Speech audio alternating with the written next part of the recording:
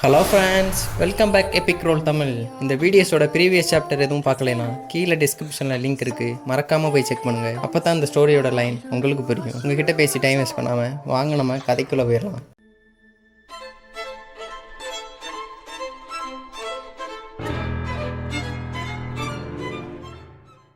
Chapter 39 எங்கேருந்து start ஆகுதுன்னா, linker சொல்கிறாங்க, சிஸ்டர் லூ நீங்கள் பார்த்தீங்களா, பிரின்ஸ் இப்போ தான் அவரோட பொசிஷனில் கரெக்டாக இருக்கார். அவர் எப்போ தான் ஹாப்பியாக இருப்பார்னா, அவரை யார் யாரெல்லாம் கொல்ல நினைக்கிறாங்களோ அப்போ அவர் ரொம்ப சந்தோஷப்படுவார்ல. அப்படி அவங்க பேசி இருக்கும்போதே லூ சொல்கிறாங்க, அமைதியாரு, யாராச்சும் கேட்டுற போகிறாங்க. இப்போ லூ சொல்கிறாங்க, என்னதான் இருந்தாலும் சரி நம்ம பிரின்ஸ் அவரோட ஸ்ட்ரென்த்தை அவர் காட்டவே போகிறதில்ல. அவர் என்ன அந்த பிரைம் மினிஸ்டரை அடிச்சேவே கொண்டு போகிறாரு. அப்படி அவர் பண்ணாலுமே நம்ம அவர் இஷ்டப்படி விடுறதான் நம்மளுக்கு நல்லது. அப்போ ஹீரோயின் சொல்கிறாங்க, பிரைம் மினிஸ்டர் பிரின்ஸ் என்னோட ஹஸ்பண்ட், உங்களுக்கு புரியுதா? நீங்கள் வார்த்தையெல்லாம் பார்த்து பேசிக்குங்க. நான்சென்ஸ்ன்னு சொல்லிட்டு அவங்க பவரை இறக்குறாங்க. மொத்த மினிஸ்டர் எல்லாம் ஷாக் ஆகிட்டு நிற்கிறானுங்க. என்னது, நம்ம மேஜிஸ்ட்ரி 9th ஆர்டர் இல்லாமல் அச்சீவ் பண்ணிட்டாங்களா, அதுவும் 20 வயசுலையா? வாவ், என்ன ஒரு பவர்னு ஆச்சரியமாக பார்க்குறானுங்க. இங்கிட்டு பார்த்தா லீவ் ஆகிட்டுன்னு பார்க்குறான். ஓ, இவன் 9th ஆர்டர் இல்லாமல் அச்சீவ் பண்ணிட்டாளா, என்ன ஒரு ஓவர்வெல்மிங்கான பவர். அவன் அப்படியே தலைவணங்கி சொல்கிறான், யுவர் மேஜஸ்ட்ரி நான் உங்களுக்கு கங்க்ராச்சுலேட் பண்ணுறேன், உங்களோட கல்டிவேஷன் லெவல் இம்ப்ரூவ் ஆயிடுச்சா? அதை பார்த்ததும் இவனுங்களுக்கு ஷாக்கு. என்னடா நம்ம பிரைம் மினிஸ்டரே தலைவணங்குறாரு, அப்போ வாங்கடா நம்மளும் தலைவணங்கும்னு எல்லாரும் சேர்ந்து தலைவணங்கிட்டு இருக்கானுங்க. யுவர் மேஜஸ்ட்ரி உங்கள் கல்டிவேஷன் லெவல் இம்ப்ரூவ் ஆனதுக்கு நாங்கள் உங்களை தலைவணங்குறோம்னு அவங்க பார்க்குறாங்க. என்னடா அவனுங்க இவ்வளோ நேரம் இருந்தானுங்க, நம்ம பவரை பார்த்தோன்னே லைட்டாக பம்புறானுங்களே. லீவ் ஆயிட்டின்னு சொல்கிறான். இவங்க 9th ஆர்டர் அச்சீவ் பண்ணிட்டாங்க, பட் இவங்களால் என்னை செவிக்கவே முடியாது. இருந்தாலும் நான் நினச்சதை விட உங்கள் ஸ்ட்ரென்த் ரொம்ப கூட இருக்குது. இப்போ லீவ் ஆயிட்டின்னு சொல்கிறான். யுவர் மேஜஸ்ட்ரி உங்களோட கல்டிவேஷன் லெவல் என்ன தான் இம்ப்ரூவ் ஆயிருந்தாலும் சரி, இப்போ கிரேட்டியன் டைனாசிட்டியில் என்ன சுச்சுவேஷன் நடக்குதுன்னு தெரியும்ல. உங்களோட ஸ்ட்ரென்த்தால் மட்டும் இங்கே ஒன்றுமே பண்ண முடியாது, எபிலிட்டிஸும் வேணும், தெரியுமா தெரியாதா?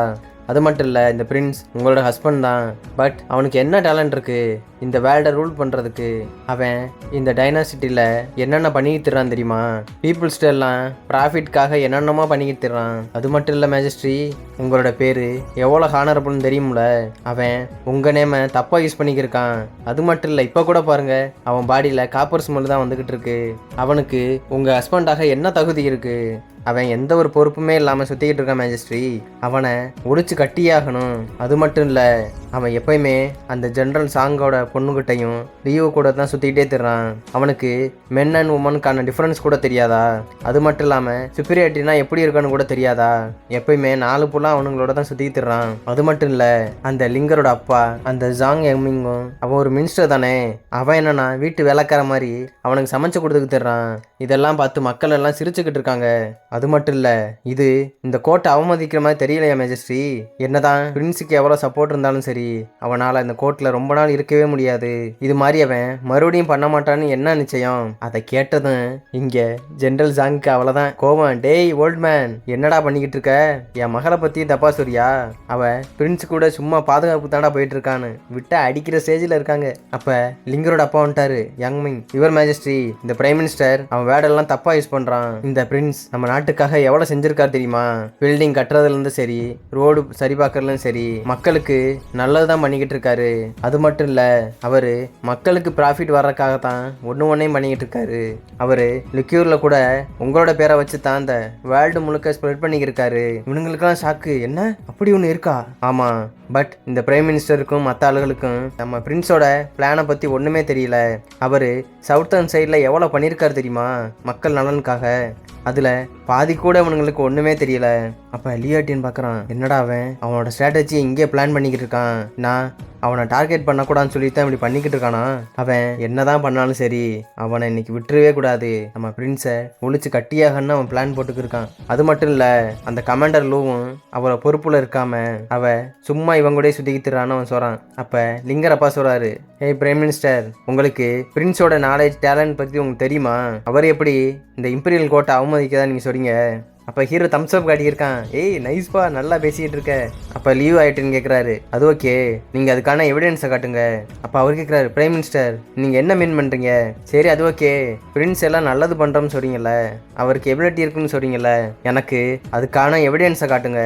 நீங்கள் அப்படி எவிடன்ஸை காட்டலனா நான் எப்படி நம்ப முடியும்? ஒரு வேளை இருக்குன்னு சொன்னீங்கன்னா நானுமே அவரை பாராட்டுறேன்னு 2 பேரும் அப்படியே பார்த்துக்கிட்டே நிற்கிறானுங்க. அப்போ லிங்கரோட அப்பா சொல்கிறாரு, அவர் ஆரம்பத்திலேயே என்கிட்ட வாய் வார்த்தையை தான் சொன்னார், அதுக்கு எப்படி எவிடன்ஸ் காட்ட முடியும்? அப்போ அவர் சொல்றாரு, சரி உங்ககிட்ட எவிடன்ஸ் இல்லைன்னா நான் எப்படி நம்புறது? அப்படி திரும்பி பார்த்துக்கிருக்காரு லியோ 18. அப்போ ஹீரோ சொல்றான், சரி அது ஓகே பிரைம் மினிஸ்டர், நான் இதெல்லாம் பண்ணலைங்கிறதுக்கு உங்ககிட்ட என்ன எவிடன்ஸ் இருக்கு? இதோட இந்த சாப்டர் 39 முடியுது. சாப்டர் 40 எங்கேருந்து ஸ்டார்ட் ஆகுதுன்னா, லியோ 18 சொல்கிறாரு, பிரின்ஸ் நீங்கள் என்ன இவ்வளோ பாயிண்டாக பேசுகிறீங்க? சரி ஓகேப்பா, என்னால் யாரையுமே கன்வின்ஸ் பண்ண முடியாதுன்னு நினைக்கிறேன். சரி ஓகே, இந்த மேட்டரை விட்டுறலாம். பிரின்ஸ் இந்த ஏன்ஷியன் புக்கை கொஞ்சம் பார்க்குறீங்களா?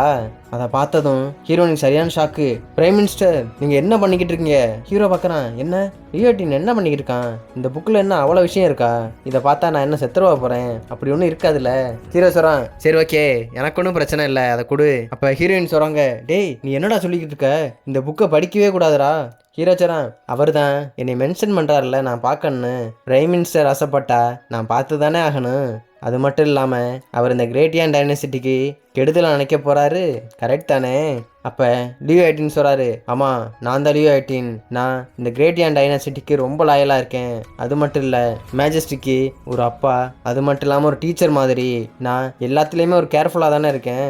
அதுக்காகத்தான் பிரின்ஸோட நாலேஜை நான் டெஸ்ட் பண்ண ஆசைப்பட்றேன். அது மட்டும் இல்லை பிரின்ஸ் அவங்க எப்போ த்ரோனுக்கு ஏறினாங்களோ அப்போ நான் ரொம்ப பாதுகாப்பாக தான் இருக்கேன். நான் நினச்சேன் அவங்க ரொம்ப ஆடம்பரமாக இருப்பாங்கன்னு, பட் அவங்களுக்கு வர ஹஸ்பண்டும் ரொம்ப இந்த வேர்ல்டை ரூல் பண்ணுற மாதிரி இருக்குன்னு தானே நான் ஆசைப்படுவேன். ஹீரோ திங்க் பண்ணுறான், என்னம்மா நடிக்கிறான், நல்லா வலையை தூக்கி போட்டு மீனை இழுக்கிறான்ப்பா. நான் மட்டும் மெயின் கேரக்டராக இல்லாமல் இருந்தா நீ யாரையும் பேச்சில் நானும் விழுந்திருப்பேன். பட் நான் தான் மெயின் கேரக்டர் ஆச்சே, நான் எப்படி நம்புவேன்? அப்படி ஹீரோ பார்த்துக்கிட்டு இருக்கும்போதே அங்கேருந்து ஒரு சவுண்டு, பிரின்ஸ் நீங்கள் அந்த புக்கை பற்றி ரீட் பண்ணவே கூடாது.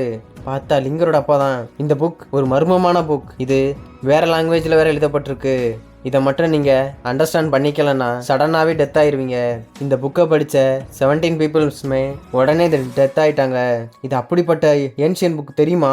ஹீரோ பார்க்குறான், பிரைம் மினிஸ்டர் அவர் ஏதோ மென்ஷன் பண்ணுறாரே உண்மையா? நீங்கள் எனக்கு டெஸ்ட் வைக்கன்னு சொல்கிறதெல்லாம் ஒரு ரீசனே இல்லாத மாதிரிலாம் இருக்குது. அவர் சொல்கிறாரு, என்ன பிரின்ஸ் இந்த புக்கை பற்றி நீங்கள் பயப்படுறீங்களா? ஹீரோ அப்படியே இறங்கி நடந்து வந்துக்கிருக்கான். நான் ஏன்ப்பா பயப்பட போகிறேன்? நீங்கள் மேஜஸ்ட்ரியை பற்றி ரொம்ப கவலைப்படுறீங்கல்ல, அதனால என்னோட நாலேஜை வேறு செக் பண்ணுன்னு சொல்லியிருக்கீங்க.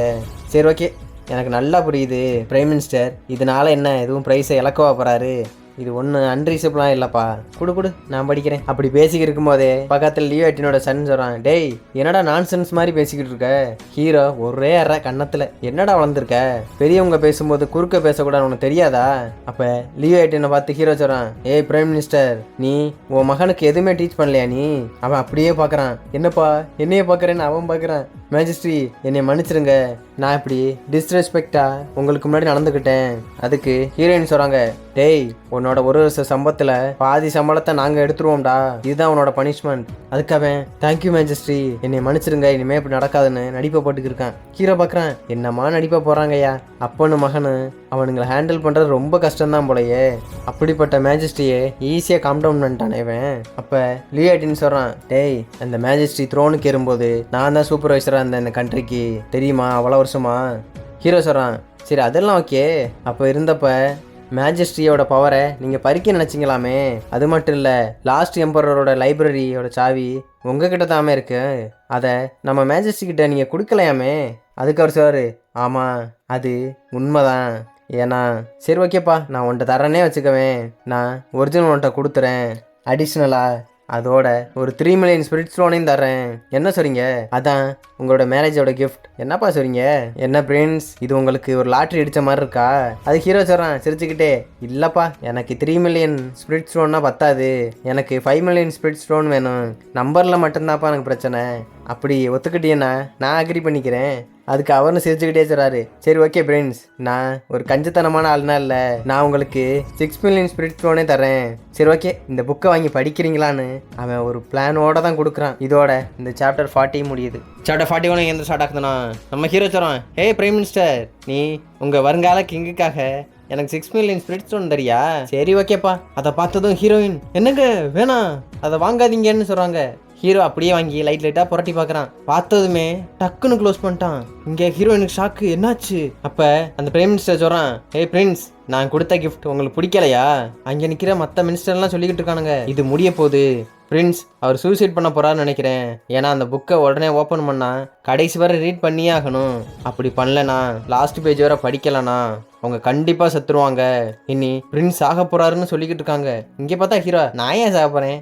இங்கே லீவ் ஆயிட்டுன்னு ஷாக்கு. உனக்கு ஒன்றும் ஆகலையா? இல்லைப்பா, எனக்கு நிற்கிறதுக்கு டயர்டாக இருக்குது, அதான் என் சீட்டுக்கு போய் உட்காந்து பொறுமையாக நான் வாட்ச் பண்ணுறேன். உங்களுக்கு எதுவும் ஒப்பீனியன் இல்லையே? ஹீரோ அப்படியே போய் சீட்டில் உட்காந்து கொஞ்சம் கொஞ்சமாக படித்து பார்க்குறான். என்னப்பா என்னையே எல்லாரும் பார்த்துக்கிட்டு இருக்கீங்க?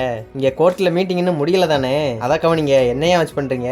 அப்போ ஹீரோயின் சொல்கிறாங்க, என்னங்க உங்களுக்கு எதுவும் டிஸ்கம்ஃபர்ட்டாக இருக்கா? ஹீரோ கண்ணாடி ஸ்டேஜரான். இல்லைம்மா, என் ஒய்ஃபு என்னம்மா கவலைப்படுறா, நான் நல்லா தாம்மா இருக்கேன். நான் அந்த பிரைம் மினிஸ்டருக்கு வேற வாக்கு கொடுத்துட்டேன், உனக்கு கிஃப்ட்டை கொடுப்பேன்னு. நான் அதை பண்ணுறேம்மா. இங்கே லீவுக்கும் சரி லிங்கருக்கும் சரி நமக்கு தெரிஞ்சுதானே, இவன் ஒன்றும் ஆகாது, அந்த புக்கை படித்தா கூட அவங்க அப்படியே இருக்காங்க. ஹீரோ அப்படியே படித்து பார்த்துக்கிருக்கான். இவனுக்கு சரியான ஷாக்கு. அந்த ட்ராஷுக்கு எப்படி அந்த ஏன்ஷியன் புக்கை படிக்க முடியுது? அவனுக்கு ஒரு கல்டிவேஷன் லெவல் கூட இல்லை, அவன் அந்த புக் அஃபெக்ட் பண்ணவே இல்லையா? ஹீரோ டக்குன்னு முடிச்சிட்டான். பார்த்தா அவன் தலையில் கையை வச்சபடியே இருக்கான், ஏதோ பண்ணுது போல. ஹீரோனை இங்கேருந்து பார்க்குறாங்க. நம்ம பிரின்ஸுக்கு என்ன ஆகுது? அவர் ஒரு சாதாரண பர்சன் தானே, அவர்கிட்ட எந்த ஒரு கல்டிவேஷனுமே இல்லை. அது மட்டும் இல்லை, அவர் என் ஹஸ்பண்டு. அவர் என்னதான் சாதாரண பர்சனாக இருந்தாலும் சரி, அவர் ரொம்ப டிஃப்ரெண்டாக இருக்காரு. அது மட்டும் இல்லை, ரொம்ப எக்ஸ்ட்ராடினரியாக இருக்காரு. ஹீரோ அப்படியே தலையை கை வச்சுட்டு பார்க்குறான். இது என்ன மாதிரியான ஒரு ஃபீல்? ஏதோ கோஸ்ட் பெயிண்டிங் டாலிஸ்மானில் எழுதுன மாதிரி இருக்கு. இது எந்த பர்சன் தான் அப்படி எழுதியிருப்பான்னு கையை வச்சுக்கிட்டே திங்க் பண்ணிக்கிருக்கான். அதோட வாங்காய் டேக்கிறான். ஏய் வாங்காய், இந்த புக்கிலேருந்து ஒரு பவர் வருதே, அது என்ன? பாடி டெம்பரிங்க தூண்டிக்கிட்டு இருக்கா என் மேலே. அதுக்கு வாங்காய் சொல்லுது, மாஸ்டர் இது ஏன்ஷியன் புக், இது மனுஷனால் எழுதப்பட்டது இல்லை, இது ஏன்ஷியன் காடால் எழுதப்பட்டது. அதை ப்ரொடெக்ட் பண்ணுறதுக்கு தான் ஒரு பவர் இருக்குது, அதுதான் உங்களையும் இப்படி பண்ணிக்கிட்டு இருக்குன்னு நினைக்கிறேன். பட் இது 10th ஆர்டர் ஹோலி ரிலம் இருந்தால் இது ஒன்றுமே பண்ணாது. ஆனால் உங்கள் படி தான் ரொம்ப ஸ்ட்ராங்காச்சே, உங்களுக்கெல்லாம் இந்த ஃபோர்ஸ் ஒன்றுமே பண்ணாது. ஈரச்சரா, ஆமாம் அதுவும் கரெக்ட் தான். என்னப்பா, ஏன்ஷியன் காடால் எழுதப்பட்ட புக்கா இது? இப்போ உண்மையாகவே இது ஹியூமனால இல்லையா? இந்த வேர்ல்டு ரொம்ப இன்ட்ரெஸ்டிங்காக இருக்குது. சரி ஓகே, இது ஹியூமனால இல்லை தானே, எனக்காக டிரான்ஸ்லேட் பண்ணி கொடுக்குறியா? அதுக்கு சிஸ்டம் காட்டுது, நீங்கள் இந்த டாஸ்க்கை முடிச்சிங்கன்னா உங்களுக்கு 3000 டாஸ்க் பாயிண்ட் தரோம். அது மட்டும் இல்லை, டிரான்ஸ்லேட் கம்ப்ளீட் ஆகிட்டா உங்களுக்கு இன்னுமே பாயிண்ட் தரோம்னு சொல்லுது. ஹீரோச்சரன், சரிப்பா, உன்னால் டேரெக்டாக என் மைண்டுக்குள்ளே டிரான்ஸ்லேட் பண்ண முடியுமா? அதுக்கு வாங்காய் சொல்லுது, சாரி மாஸ்டர், என்னால் அப்படி பண்ண முடியாது, என்னோட செட்டிங்ஸில் அப்படி பண்ணணும்னு பர்மிஷன் கொடுக்கவே இல்லை. ஹீரோச்சரன், சரி ஓகே, டிரான்ஸ்லேட் மட்டும் பண்ணி காட்டு, நான் மற்றதெல்லாம் முடிச்சுக்கிறேன். ஹீரோ அப்படியே பார்த்துக்கிட்டு இருக்கான். இங்கே சிஸ்டம் நோட்டிஃபிகேஷன் காட்டிக்கிட்டு இருக்கு. சரி ஓகே, உங்கள் டாஸ்க் இனிஷியலாக ஆரம்பிச்சிருச்சு, நீங்கள் மட்டும் கம்ப்ளீட் பண்ணிங்கன்னா உங்கள் டாஸ்க் பாயிண்ட் ஆட் ஆயிரும். கங்க்ராச்சுலேஷன் மாஸ்டர், உங்கள் டாஸ்க் கம்ப்ளீட் ஆயிடுச்சு. கொஞ்சம் கொஞ்சமாக உங்கள் மைண்ட்லேயும் அது ஏறிக்கிட்டே இருக்குது. மற்ற அப்படியே லோட் ஆகி இந்த ஏன்ஷியன் கார்டோட புக்கில் உள்ள எல்லாமே ஹீரோட மைண்டுக்கு டிரான்ஸ்லேட் ஆகி போயிட்டுருக்கு. ஹீரோ பார்க்குறான், வாவ் சூப்பராக இருக்கேப்பா, நமக்கு எந்த ப்ராப்ளமே கிடையாது. வாங்காய் சொல்லுது, நீங்கள் படிக்கும்போது மட்டும் கொஞ்சம் ப்ரெஷராக இருக்கும், வேறு ஒன்றும் உங்களை பண்ணாது, உங்களுக்கு புரியுதா? சாரி மாஸ்டர், நம்ம இன்னும் கொஞ்சம் இம்ப்ரூவ் பண்ணணும்னு நினைக்கிறேன். ஹீரோ அசால்ட்டாக படிச்சுக்கிட்டு இருக்கான். இங்கே லீவ் ஆட்டுன்னு அவ்வளோதான். டேய், இங்கே என்னடா நடக்குது? என்னடா என்னை வச்சு ஜோக்கு எதுவும் பண்ணிக்கிட்டு இருக்கீங்களா? அவன் அவ்வளோ டென்ஷனாக இருக்கான். இதோட இந்த சாப்டர் 41 முடியுது.